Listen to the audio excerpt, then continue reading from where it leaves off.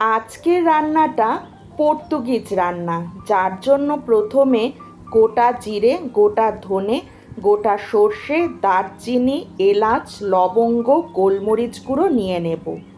এবার মিক্সার গ্রাইন্ডারে সব কিছু মিশিয়ে একটা মিশ্রণ তৈরি করে নিয়েছি।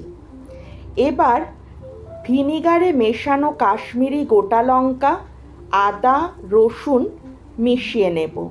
পেঁয়াজটা কিন্তু এখনই মেশাবো না, আর মেশাবো দুটো টমেটো। মিশিয়ে এই পেস্টটা তৈরি করব। কি সুন্দর রঙটা এসছে, লাল লাল একদম।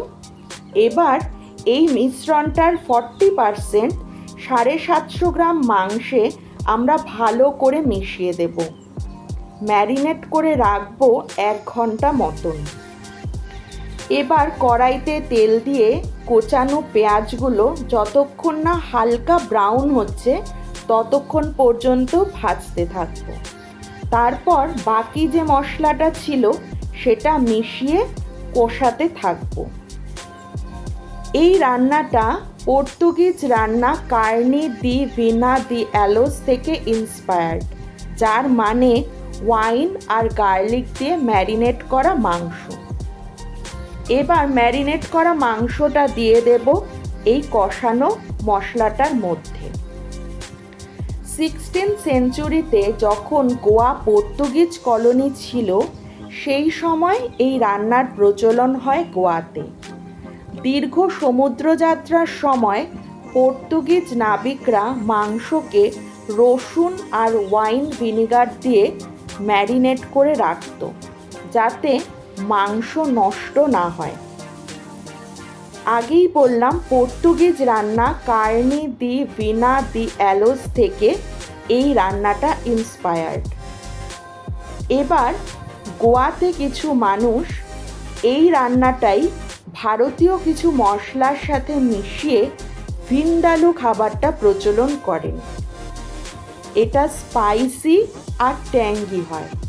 ট্যাঙ্গি মানে একটু টক টক ভাব। তবে কেউ যদি মিষ্টি পছন্দ করে চিনিও অ্যাড করা যায়, আমি কিন্তু করিনি। লবণ মিশিয়ে ভালোভাবে মেশানোর পর আমরা দিয়ে দেব কাশ্মীরি লঙ্কার গুঁড়ো, আর একটু ভালো কালার আনার জন্য। এবার এর মধ্যে মিশিয়ে দিতে হবে 3 কাপ মতো জল। তারপর এটাকে ভালো মতো ফুটতে দিতে হবে। সেটার জন্য আমরা 10 মিনিট ঢাকা দিয়ে রেখে দেব, ঠিক এইভাবে। এবার 10 মিনিট পর যখন মাংসটা একটু সিদ্ধ হয়ে যাবে, তার মধ্যে তেঁতুল জল মেশাবো।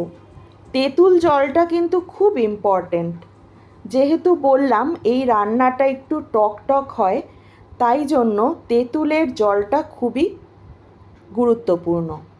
তেঁতুল জল দেওয়ার পর 10 মিনিট এটাকে আবার ফুটিয়ে নেব। ব্যাস, তাহলেই রেডি হয়ে যাবে আমাদের চিকেন ভিন্দালু। এটা একটু স্পাইসি হয়। আমি কাশ্মীরি গোটা লঙ্কা 3টে দিয়েছি, আপনারা আরেকটু বেশিও দিতে পারেন।